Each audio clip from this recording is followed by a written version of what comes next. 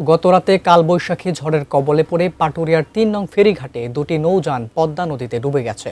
ঘটনাস্থল থেকে এ বিষয়ে বিস্তারিত জানাতে সরাসরি যুক্ত হচ্ছেন প্রতিনিধি মোহাম্মদ সুজন খন্দকার। সুজন, ডুবে যাওয়া দুটি নৌযানের উদ্ধার কার্যক্রম কতটুকু সম্পন্ন হয়েছে, এছাড়া হতাহত সম্পর্কে জানতে পেরেছেন কিনা জানাবেন। জি, ধন্যবাদ আপনাকে। আপনি যেমনটি বলছিলেন যে আসলে গত রাতে যে প্রচণ্ড কালবৈশাখী ঝড়ে পাটুরিয়ার, অর্থাৎ আমি যেই পজিশনে দাঁড়িয়ে রয়েছি এই ৩ নং ফেরিঘাটে দুটি নৌযান কিন্তু ডুবে যায় এবং এই দুটি নৌযান একটি এসেছে হচ্ছে আপনার হরিরামপুর থেকে, আরেকটি এসেছে হচ্ছে আরিচা থেকে। এই দুটি নৌযানে মূলত আমরা এখানে পজিশনে এসে যেটুকু জানতে পেরেছি যে দুটি নৌযানে প্রায় 1050 বস্তার মতো ভুটকা ছিল এবং আজকে এই যে এখন থেকে 20 মিনিট আগে কিন্তু এটার উদ্ধার অভিযান শুরু হয়েছে।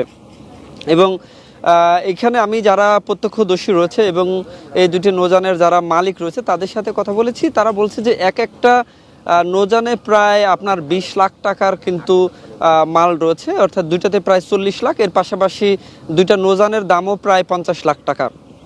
এবং এখন থেকে একটু আগে উদ্ধার অভিযান শুরু করেছে বিআইডব্লিউটি এর যে ডুবুরি দল।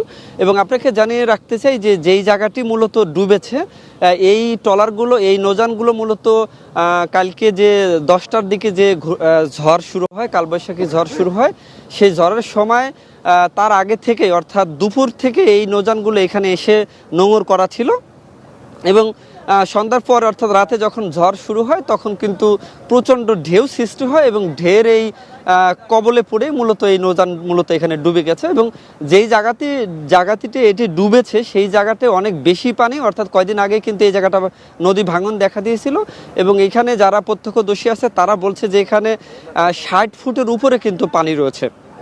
এবং যারা ডুবুরি আছে আমি তাদের সাথে কথা বলেছি, তারা আমাকে বলছে যে এটা আগে তারা ওই যে মালগুলো আছে ওগুলোকে আনলোড করবেন, তারপরে কিন্তু তারা এটাকে উদ্ধার করবেন। অর্থাৎ এটা একটা সময় সাপেক্ষ।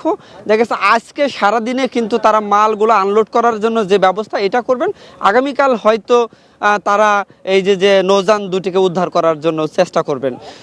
জি, এখনকার মতো এই ছিল আমার কাছে এই পাটুরিয়ার এই ঘটনাস্থল থেকে সর্বশেষ।